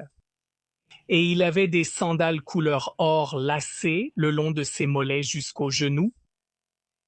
Et il ne m'a pas dit qui il était, mais je savais que c'était l'être que nous connaissons sous le nom de Jésus. Quand j'ai regardé son visage, il était différent de toutes les autres personnes que j'ai vues. Désolé, je croyais que tu dirais qu'il était différent de la façon dont tous les peintres de l'histoire le représentent, avec des cheveux blonds et des yeux bleus. De plus, il mesure 1,80 m alors que le vrai Jésus faisait sans doute 1,57 m et avait la peau très foncée. Oui. Oui, exactement. Eh bien, c'est ça. Quand j'ai regardé son visage, il y avait toute cette lumière qui venait. On aurait dit des éclairs qui sortaient de son visage. Il y avait tellement de lumière que je ne pouvais pas voir à quoi il ressemblait. Mais il m'a parlé et il a dit, À quoi ressemblait sa voix? À quoi ressemblait sa voix? elle avait une voix profonde et autoritaire. Mais c'est tout ce que je sais, et je pense que c'est à cause de ce qu'il m'a dit. Il a dit, tu dois leur dire qu'il n'y a pas de mort. Et à cet instant précis, quand il a dit ça, boum, je me suis réveillé tout de suite dans la salle d'opération. Quoi? Ouais. Tu dois leur dire que la mort n'existe pas. Et ce qui était si intéressant à propos de ça, c'était la façon dont il l'a dit. Il n'a pas dit, tu sais quoi, John, quand tu auras le temps, quand tu ne seras pas occupé, quand ça t'arrangera, pourrais-tu partager avec les gens, dire aux gens ce que nous avons partagé avec toi? Il ne l'a pas dit comme ça. Tu dois leur dire que la mort n'existe pas. Et c'est ce que je fais depuis. Alors tes yeux s'ouvrent en grand. Que se passe-t-il ensuite? La première chose que j'ai dite à tous ceux qui me regardaient, quand j'ai ouvert les yeux, c'était « Qu'est-ce qui vient de se passer ?» Tu étais censé dire que la mort n'existe pas, John. Tu as déjà mal commencé. Exactement. J'ai déjà tout raté dès le début. Alors j'ai dit « Qu'est-ce qui vient de se passer ?» en pensant qu'ils savaient ce qui s'était passé. Et ils ont dit « On t'a perdu ». J'ai dit « Quoi? Que veux-tu dire ?» Ils ont dit « Tu es vraiment mort ». Et j'ai pensé « C'est fou ». J'ai dit « Combien de temps ai-je été mort ?» Ils ont dit « 7 minutes », mais j'ai eu l'impression que ça durait. Des heures. Oui, exactement. Et je ne pouvais pas, j'étais tellement abasourdi. As-tu parlé à quelqu'un ou tu es plutôt resté à récupérer le temps qu'il termine les formalités de sortie? Quand as-tu raconté à quelqu'un pour la première fois ce que tu avais vécu? J'ai dit à ma mère sur le chemin du retour que je n'avais pas pu subir l'opération. Elle a été reportée et reprogrammée.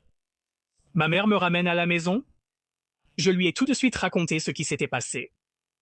Et le seul livre qui existait comme ça en 1987. Tu te souviens de Raymond Moody? Bien sûr, nous lui avons déjà parlé ici. Ah, super, excellent. Il a écrit ce livre qui s'appelle La vie après la vie. Et ma mère m'a offert ce livre. Et j'ai lu tout le livre ce jour-là. Et c'est là que j'ai réalisé, oh là là, j'ai vu ce qu'on m'a toujours appris à appeler le paradis. J'étais au paradis. Ils ne l'appellent pas comme ça. Ils l'appellent l'autre côté. Je ne sais pas pourquoi, mais ils ne l'appellent pas comme ça. Eh bien, la plupart d'entre eux appellent simplement ça chez eux. Mais le christianisme le connaît sous le nom de paradis. Alors j'ai lu tout le livre et c'est là que j'ai réalisé que j'avais vécu une expérience que nous appelons aujourd'hui une EMI, mais il n'y avait pas de terme pour ça en 1987. Et j'ai traversé une dépression horrible, vraiment horrible, pendant environ 2 mois après cela parce que je ne voulais pas être ici. Je voulais rester là, je n'ai jamais voulu partir. Je voulais y retourner et y rester. J'ai même pensé à me suicider parce que je ne voulais pas être ici. Eh bien, j'ai alors commencé à réaliser que le genre d'espoir que cette expérience m'avait donné, ce n'était pas pour moi. C'était pour que je le partage avec les autres afin que les gens n'aient pas à avoir peur de mourir. La peur de la mort est telle qu'on n'en parle même pas dans notre culture. Mais ce sera le jour le plus heureux que nous connaîtrons jamais parce que nous pourrons enfin rentrer à la maison. Et toutes les choses douloureuses, tous les traumatismes, toutes les blessures que tu as traversées dans ta vie, tout cela disparaît quand tu rentres chez toi. Et tout cela est remplacé par l'apprentissage, la connaissance et la personne que tu es devenue. Et quelque chose que j'aime dire aux gens, c'est que dans notre culture, on nous apprend à croire que notre réussite dépend de ce que l'on possède. Qu'as-tu obtenu dans ta vie?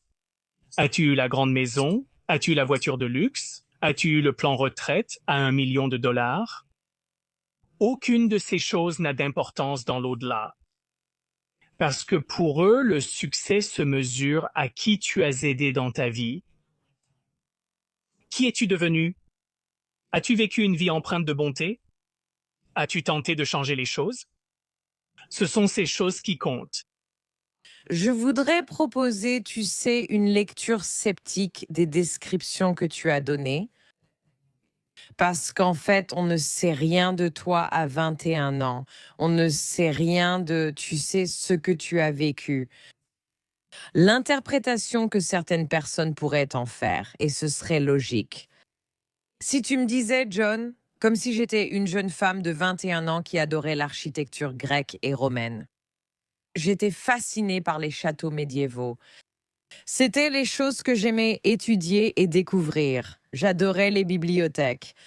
Alors, on pourrait dire que l'expérience que tu as eue, n'est-ce pas, a rassemblé toutes les choses qui étaient dans ton cerveau, des choses qui avaient été codées, n'est-ce pas? Et elle les transpose dans ton expérience.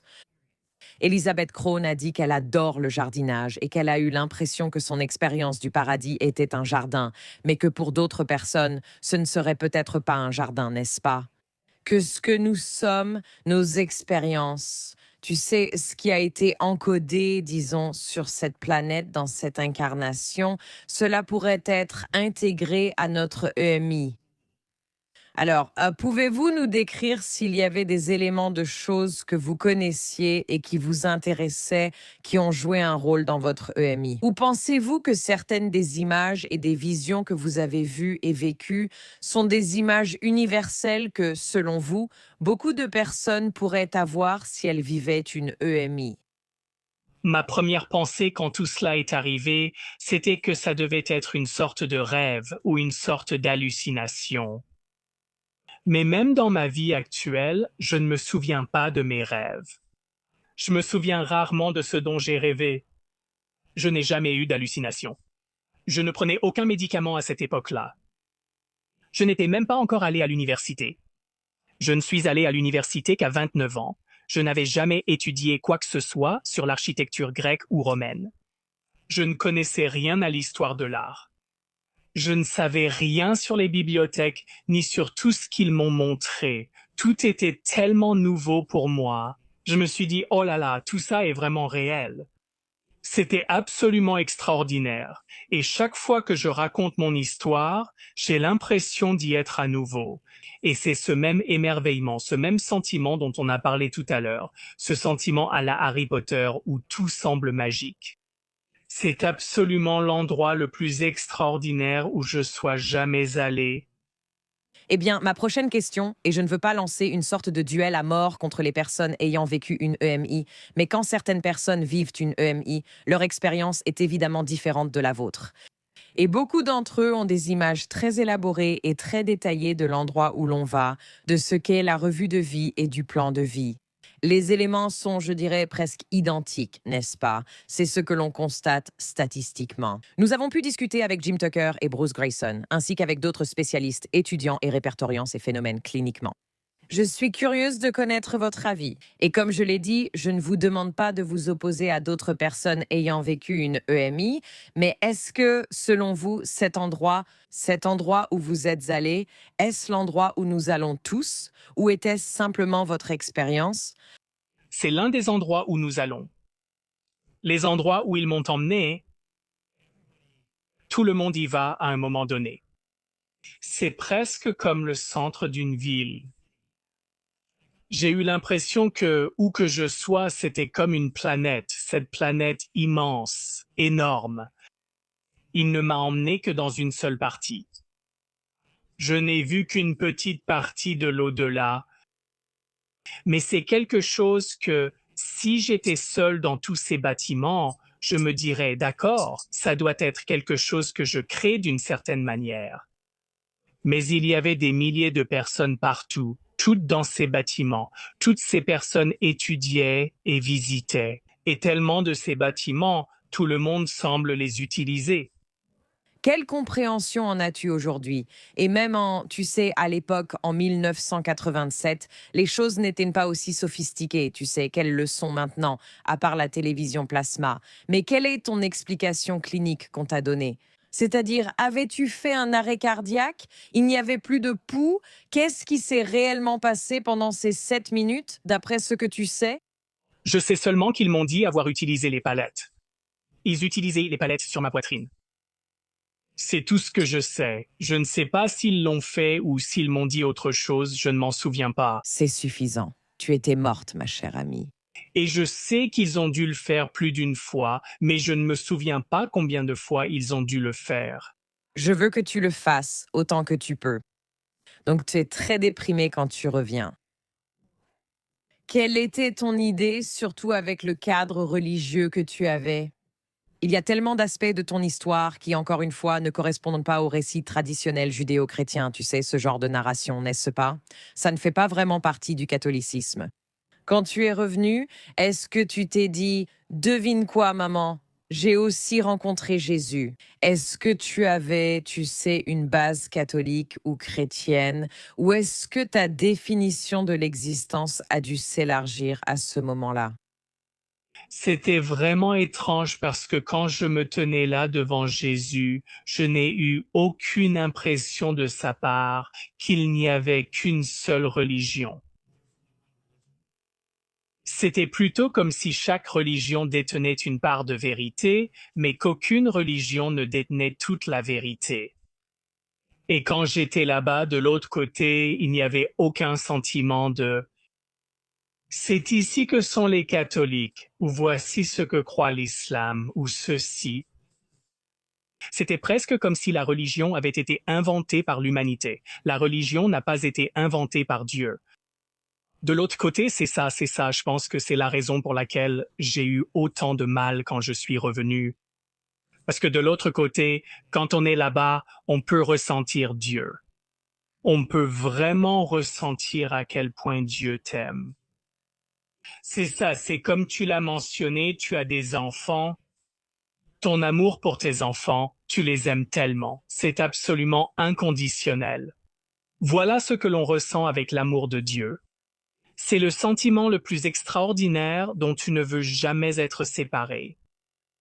Et quand tu viens dans un endroit comme la Terre, c'est comme être en pleine bataille, dans un trou individuel, sans radio. Tu te sens coupé du monde. Et je voulais retrouver ce sentiment. Je n'ai jamais voulu être séparé de ce sentiment. Et puis j'ai réalisé que, d'accord, John, ils t'ont dit ce que tu étais censé faire de ta vie. Tu es censé dire aux gens que ce n'était pas pour moi. Ça n'a rien à voir avec moi. Tout tourne autour du message. C'est ça qu'il faut faire passer. Et c'est ce que je fais depuis. J'essaye simplement de partager mon histoire. As-tu trouvé Nina? As-tu trouvé Nina? Je ne sais pas. Je n'en ai aucune idée. Ma femme et moi en avons déjà parlé et nous ne savons pas. Je ne sais pas si l'âme sœur vient avec nous à chaque vie. Je sais que c'est possible. Je ne sais tout simplement pas à quelle fréquence cela arrive. Je ne sais pas. Nous ignorons aussi si elle est Nina sous un autre nom. Nous ne savons pas. Oui, exactement, ouais. As-tu trouvé comment ressentir davantage cette connexion avec le divin dans ta vie? La plus grande connexion pour moi, c'est quand les gens me contactent, qu'ils regardent un podcast auquel j'ai participé, ou qu'ils vont sur mon site web et qu'ils lisent le récit de mon expérience. Je pense que beaucoup de gens ont l'impression que je suis un intermédiaire pour leur faire savoir que leurs proches ne sont pas partis, qu'il y a vraiment un endroit. Il y a un endroit qui est plus beau que tout ce que je pourrais jamais expliquer. Je n'ai pas les mots pour décrire à quel point c'est vraiment magnifique là-bas.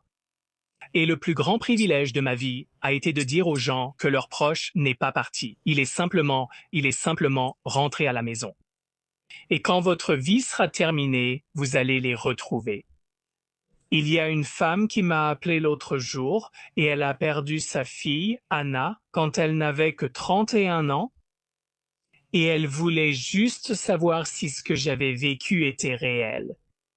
Et est-ce que sa fille sera toujours là? Est-ce que sa fille va bien? Et j'ai dit, je peux absolument vous dire qu'elle va vraiment très bien.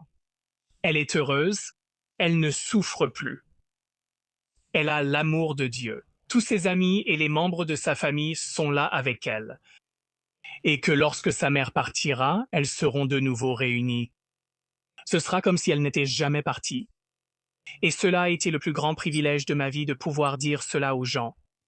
Je ne veux pas plomber l'ambiance, mais je pose souvent cette question aux personnes ayant vécu des expériences similaires à la vôtre. Qu'en est-il des personnes qui ont des expériences négatives ici et qui ne veulent pas voir ceux qui sont partis avant elles? Elles n'y sont pas obligées. D'accord. Je me demande s'il y a, vous savez, une sorte de prise de conscience ou de compréhension plus profonde, n'est-ce pas? De l'autre côté. La seule chose qu'on m'a expliquée, c'est que si cette personne ne savait pas comment ses actions affectèrent les autres, elle l'apprendra lors de la revue de vie. Et c'est presque comme si cette personne avait son moment de révélation, comme « Oh mon Dieu, je ne savais pas ça ». Et c'est à ça que sert la revue de vie. Parce que j'ai toujours cru qu'il devait y avoir un enfer, que Dieu avait créé un enfer. Il ne l'a jamais fait. Il n'y a pas d'enfer. L'enfer a été créé par l'humanité. Dieu ne pourrait pas rejeter ses enfants, pas plus que nous ne pourrions rejeter les nôtres. Mais Dieu le sait, et c'est un peu comme pourquoi Dieu permet-il au mal d'exister alors qu'il pourrait tout simplement l'effacer? Et la raison, c'est que lorsqu'il a créé chacun d'entre nous, il nous a tous donné le libre arbitre. Et il savait que certaines âmes pourraient choisir une voie plus sombre et ne pas suivre le chemin de la lumière. Mais il sait aussi que le côté obscur ne peut jamais gagner, parce qu'il n'y a pas de plus grand pouvoir que Dieu. Et à un moment donné, il sait que toutes ces âmes choisiront le bon côté. Et quand ils ont leur revue de vie, c'est là qu'ils réalisent « Oh mon Dieu, tu ne peux pas faire de mal aux gens. Tu ne peux pas tuer des gens. » Question suivante. À quel rendez-vous as-tu dit à ta femme ce qui t'est arrivé? Est-ce que c'est le genre de conversation qu'on a lors d'un premier rendez-vous? C'était drôle. Je l'ai rencontrée à l'église. Après avoir vécu mon expérience de mort imminente, c'était probablement vers cette période. Environ 3 mois plus tard, je lui ai raconté ce qui s'était passé. Elle fait un rêve. Tu l'as rencontrée jeune. Oui, oui. Toute sa vie, elle a tenu un journal de rêves. Et c'est comme ça d'épaisseur avec tous ses rêves. Et donc, elle comprenait bien et appréciait vraiment ce que j'ai traversé. Elle avait elle-même lu différents livres sur les expériences des gens, ce qu'ils appellent des expériences paranormales. En fait, nous formions un très bon duo. Qu'est-ce que ça t'a fait de commencer à en parler aux gens? Quand as-tu pris conscience de toutes ces informations? Et par exemple, quand as-tu partagé tout ça pour la première fois après le MI ou après avoir réellement été mort? Au début, j'ai appris que lorsque je racontais mon histoire, les gens étaient vraiment sceptiques. Je n'avais que 21 ans. Les gens se disaient « Qu'est-ce qu'un gamin de 21 ans peut bien savoir sur la mort ?» 7 minutes, tout simplement. Ouais. Il y avait beaucoup de scepticisme et je n'avais pas une grande audience. Je n'avais rien à l'époque. Tu en as parlé d'abord à tes parents, comment ça s'est passé? Il l'a dit à sa mère sur le chemin du retour à la maison. Et elle avait l'air de bien le prendre. Ma mère, elle dirait plutôt « Arrête avec ces bêtises ». Oui, ma mère, elle, était vraiment comme « Oh là là, raconte-moi tout ». C'est une bonne mère. Donc elle a été la première personne à qui je l'ai dit. Et puis des années plus tard, j'en parlais à des collègues. Je faisais beaucoup de bénévolat pour les soins palliatifs. Et je demandais aux personnes en fin de vie, « Vous voulez en entendre parler ?» Et je disais, « Il y a quelque chose que vous aimeriez peut-être entendre. Voulez-vous parler de mon expérience de mort imminente ?» Et ils répondaient, « Bien sûr ». C'est alors que je leur racontais tout ce qui s'était passé. C'est pour cela que tu as choisi le bénévolat en soins palliatifs? Oui, c'était pour ça. Je connais les gens. Tu t'es dit, je n'ai pas de podcast, les ordinateurs n'existent pas. Mais la plus grande plateforme que je peux trouver, ce sont les gens littéralement sur le point de mourir. Exactement. C'est tout à fait ça. Nous avons parlé à une doula de la mort et elle parle de l'expérience de mort partagée et des personnes sur le point de partir qui voient des proches venir les chercher pour les aider à traverser. Oui, exactement. Ça arrive tout le temps. Et j'ai découvert que personne ne meurt jamais seul. L'autre côté envoie toujours quelqu'un pour venir nous chercher. Donc toutes ces personnes qui ont dû être mises en quarantaine et sous respirateur pendant la pandémie, aucune d'entre elles n'est morte seule. Beaucoup de gens m'ont contacté en me disant qu'ils se sentaient tellement coupables de ne pas avoir pu être là avec eux. Et je leur dis que ce n'est pas grave. Ils ont quelqu'un qui est venu les chercher. Personne ne part seul. Selon toi, qu'est-ce que Dieu est? Comment comprends-tu ce qu'est Dieu?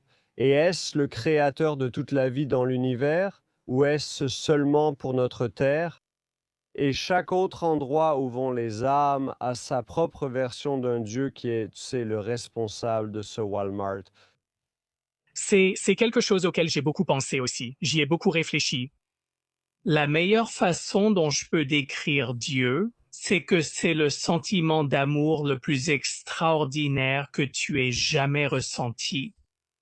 C'est comme tenir ton enfant dans tes bras la première fois que ton bébé te sourit.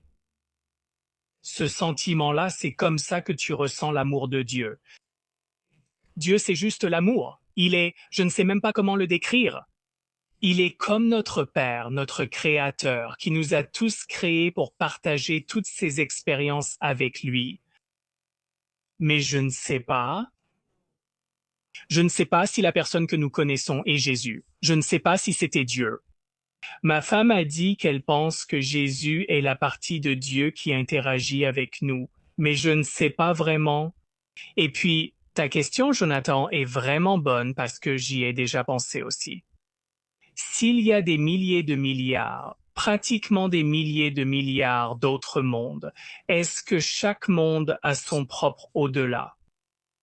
Ou bien est-ce que le bâtiment dans lequel je me trouvais, ce bâtiment d'orientation, est-ce que c'est là que nous venons tous? Nous venons tous au même endroit. Ça, je ne sais pas. J'aimerais le savoir. Je ne sais tout simplement pas.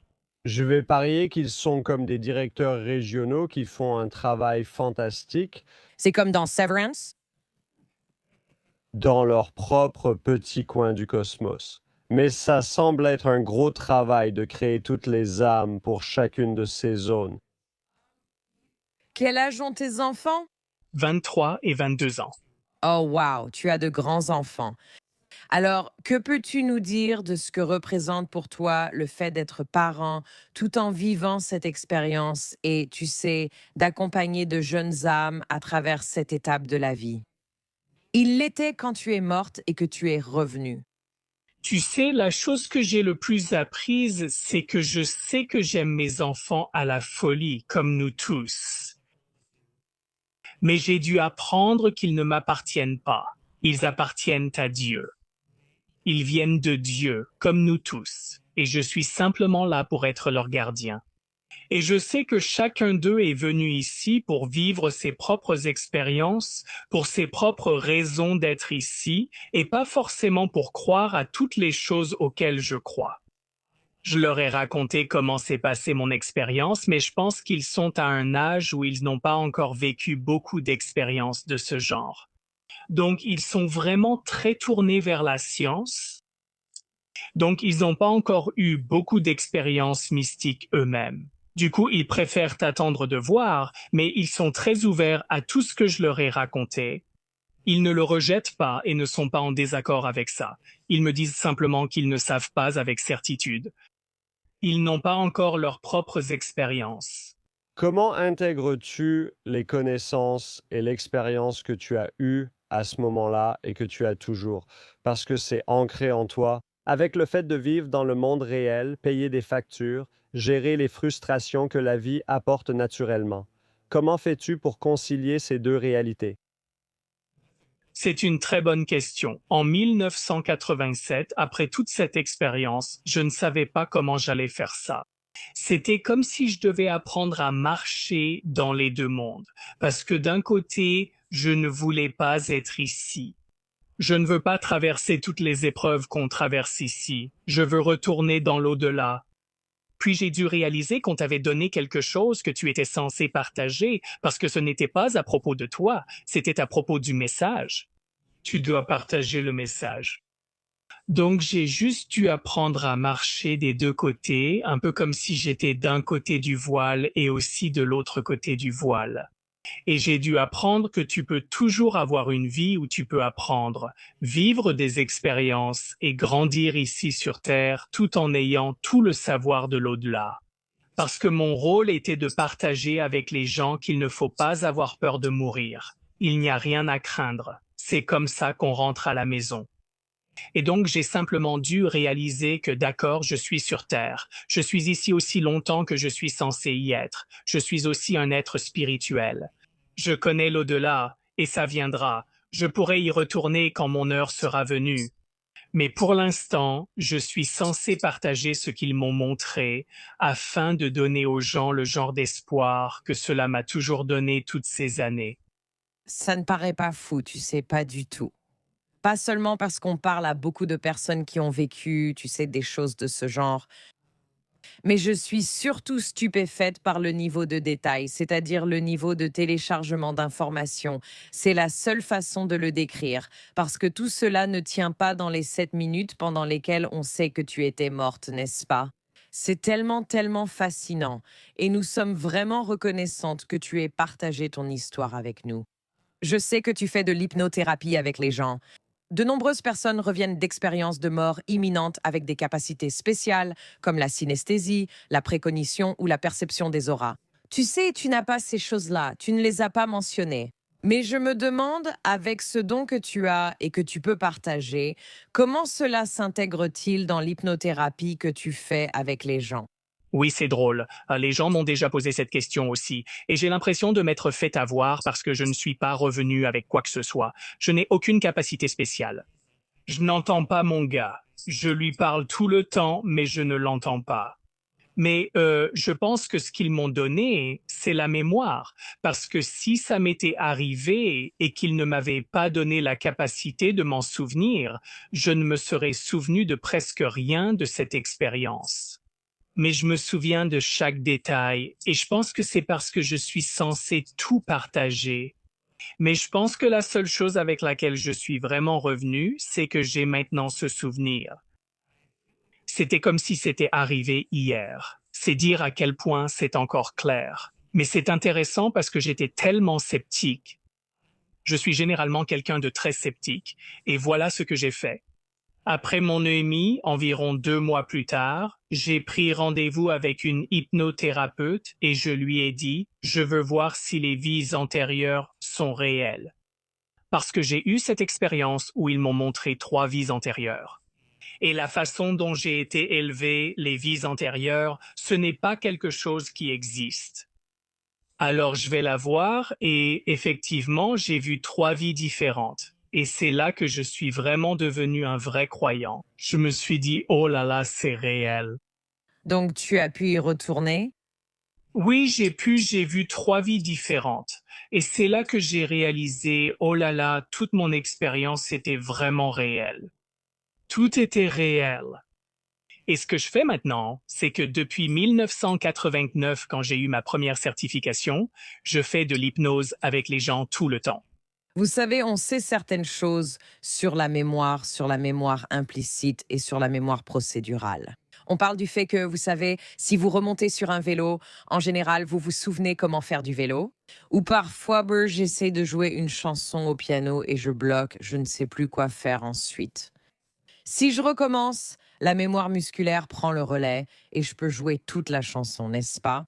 Nous savons qu'il existe différents types de mémoire. Et le type de mémoire dont vous parlez, que les personnes ayant vécu une EMI expérimentent, c'est presque comme si elle fonctionnait selon un autre mécanisme que le système de mémoire normal que nous utilisons. Pour apprendre l'alphabet, apprendre à jouer une chanson, apprendre, vous savez, à faire du vélo. Ce type de mémoire que vous décrivez, il se manifeste souvent lorsque les gens vivent des expériences psychédéliques profondes ou d'autres expériences transcendantes. Mais c'est comme s'il y avait une autre partie du cerveau, de l'ensemble du système, qui encode cette information d'une manière beaucoup plus marquante, beaucoup plus fiable. Vraiment, cela paraît plus réel. Cela paraît plus tangible et ça ne se perd pas comme semblent le faire d'autres souvenirs. Oui, parce que mon souvenir de cette expérience ne s'est jamais estompé. Je ne pourrais même pas te dire ce que j'ai fait l'été dernier, ou même ce que j'ai mangé hier soir. Oui, c'est totalement différent, tu vois. Oui, peu importe la partie de ton cerveau qui garde ça et qui vit cette expérience. Clairement, il n'est même pas nécessaire que tu sois en vie pour que tu aies ces souvenirs. Oui, exactement. Voici une dernière question. Nous parlons aussi à des personnes qui, comme Maya l'a mentionné, ont des capacités extrasensorielles.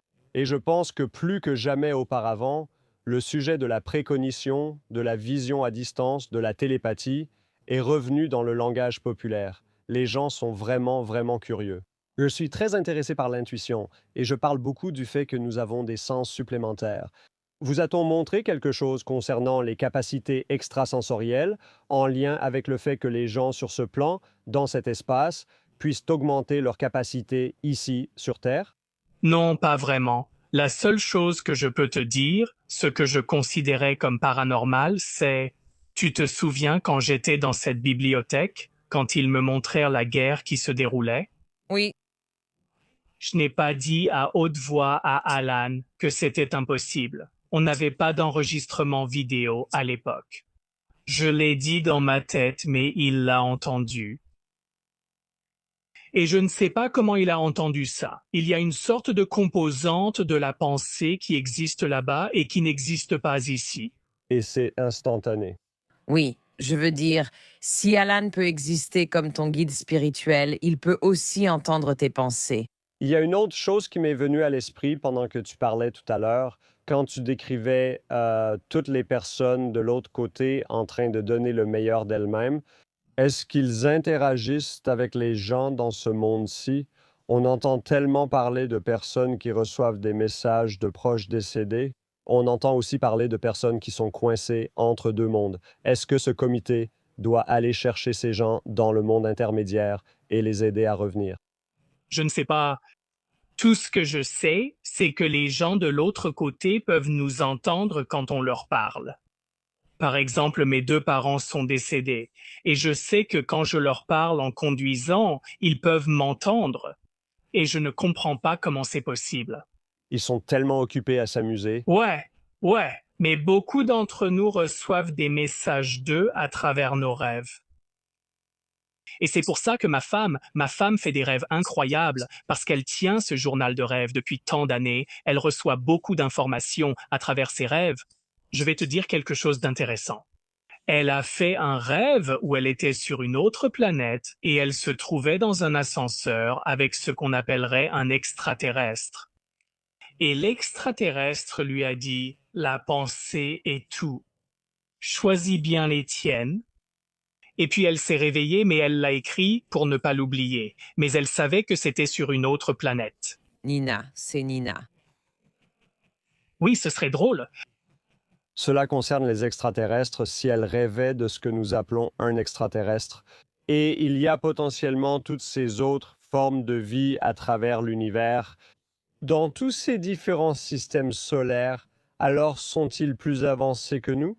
Essaient-ils de nous contacter? Comment tout cela interagit-il? Tout ce que je sais, c'est qu'il existe des civilisations qui sont plus avancées que nous et d'autres qui le sont moins, mais elles sont très spirituelles. D'après ce qu'ils m'ont dit, la Terre est la plus difficile de toutes les planètes. C'est pour ça que c'est si important pour les gens de venir ici. Et nous ne réalisons pas que c'est vraiment un endroit où il est difficile de vivre, c'est une expérience difficile, mais la plupart des planètes ne sont pas comme ça. John, merci beaucoup. Et s'il te plaît, dis aux gens où ils peuvent trouver plus d'informations sur toi, sur tous les bâtiments que tu as décrits et sur les expériences. C'est fantastique. Alors, où les gens peuvent-ils trouver tout ça? Bien sûr, ils peuvent aller sur mon site web. Mon site internet est johnjdavisnde.com. Incroyable. Et vous êtes John, J-O-H-N. C'est bien ça? Oui, OHN, oui. Merci beaucoup, vraiment, de nous avoir permis de recevoir le message que vous pensez avoir été chargé de transmettre. Nous l'apprécions. Je trouve cela très touchant et cela fait réfléchir. Pour beaucoup, ce sera vraiment transformateur. Merci beaucoup. Merci pour l'invitation. J'aime partager mon histoire et ce fut un plaisir de vous rencontrer tous les deux. Merci pour vos questions. Je ne sais même pas si j'appellerais ça une expérience de mort imminente. C'était juste une expérience de mort. C'est mourir et revenir. Je pense à Anita Morjani, tu vois. Ses organes, tu sais, ont commencé à défaillir. Et je pense à la guérison spontanée qu'elle a eue après cette EMI. Mais c'est la première fois qu'on parle à quelqu'un ayant eu un arrêt cardiaque. Je crois que j'aimerais avoir des super pouvoirs si je revenais. Son super pouvoir, c'est l'information qu'il possède. Tu sais quoi? C'est vrai, dans tous les films Marvel, chacun a quelque chose d'un peu différent. Et tu n'as pas le choix. Je pense que la question, c'est aussi que l'un de ses super pouvoirs, il ne le considère peut-être pas comme tel car c'est différent de la précognition ou de voir les auras. Il est très optimiste. Eh bien, rappelle-toi, Elisabeth Krohn a aussi été frappée par la foudre. Elle a donc vécu cela et son fils est aussi revenu. Son fils n'a pas eu de mie, mais il a, tu sais, acquis des capacités après avoir été frappé par la foudre. Donc, on doit un peu distinguer les deux. Mais ce que tous ceux qui ont vécu une EMI ont rapporté, c'est le plus grand super pouvoir de tous, qui est la connaissance qu'il existe quelque chose au-delà de cette existence. Il existe une force plus grande que nous qui est une source d'amour infini, infinie et inconditionnelle. Et elle peut vous imprégner d'un sentiment d'appartenance, d'acceptation, de conscience. Ça me semble être un super pouvoir vraiment génial. Si je savais ça et que mon travail était de le dire au plus grand nombre, j'adore qu'il soit devenu bénévole en soins palliatifs. Tu imagines, il entre dans la chambre.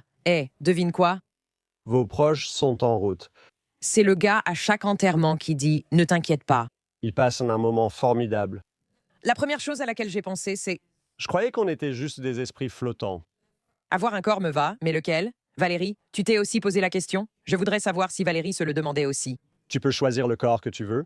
D'accord. Est-ce que je peux avoir le poids idéal pour moi? Est-ce qu'il y a des gens avec différents types de corps là-bas? Je pense aux grandes peintures de la Renaissance, où toutes les femmes étaient magnifiquement pulpeuses. Elles avaient du ventre. Si c'est ça le corps idéal, alors je suis partante. Peut-être que tu peux essayer un corps différent chaque jour, tu peux juste changer. Un jour, tu es super musclé, le lendemain, tu es très pulpeux, le jour d'après, tu es quelque part entre les deux. Voici la pensée du jour de Valérie. Et si tu détestais tout chez toi sur cette planète, puis arrivé là-bas, tu voulais une forme totalement différente. Je pense que tu peux avoir une forme différente. Et ensuite, tu devras revenir ici pour apprendre l'amour et l'acceptation. Oh, Archie dit oui. Archie dit oui. Je vous recommande vraiment vivement d'aller sur le site web de John pour voir ces magnifiques images de tout ce qu'il a décrit. J'aime aussi beaucoup cette idée de se voir dans d'autres vies. Je voulais savoir, a-t-il déjà été une femme? Vous savez, je suppose que mon âme n'a pas de genre. Qu'en pensez-vous? Je pense que les gens ont souvent plus d'incarnations sous une forme plutôt qu'une autre. Oh, car je ne sais même pas comment cela marcherait. Beaucoup de points restent à débattre. L'école de la Terre est très difficile. Il y a une chose que John a dite avant notre départ que j'ai trouvée particulièrement touchante et intéressante en ce qui concerne la relation qu'il entretient avec ses enfants. J'ai pensé à Khalil Gibran. Je crois que c'est ainsi qu'on le prononce, mais je ne l'ai jamais dit à voix haute. L'homme qui a écrit Le Prophète. Il a un poème très célèbre que je crois avoir lu lors de la cérémonie où nous avons donné son prénom à l'un de mes enfants. Vos enfants ne sont pas vos enfants. Ils sont les fils et les filles du désir de la vie pour elles-mêmes. Ils viennent à travers vous, mais non de vous. Et bien qu'ils soient avec vous, ils ne vous appartiennent pas. Vous pouvez leur donner votre amour, mais pas vos pensées, car ils ont leurs propres pensées.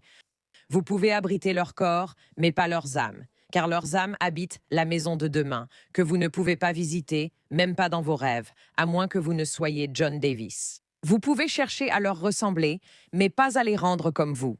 La vie ne revient pas en arrière, ni ne s'attarde sur le passé. Vous êtes les arcs d'où vos enfants, tels des flèches vivantes, sont lancés.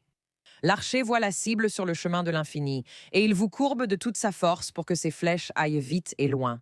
Que votre courbure dans la main de l'archer soit une joie, car tout comme il aime la flèche qui vole, il aime aussi l'arc qui demeure stable. J'ai pensé à cela quand il a parlé de, vous savez, ce que ça fait d'imaginer vos enfants ou vraiment toute personne avec qui vous interagissez comme une autre âme. J'ai vraiment, vraiment adoré parler avec John. Assurez-vous de nous rejoindre sur Substack pour poursuivre la conversation sur cet épisode et découvrir des choses que vous ne trouverez que sur Substack, de notre analyse au craquage que nous espérons que vous ne ferez jamais. On se retrouve la prochaine fois. It's Maya Bialik's breakdown. She's gonna break it down for you. She's got a neuroscience PhD or two.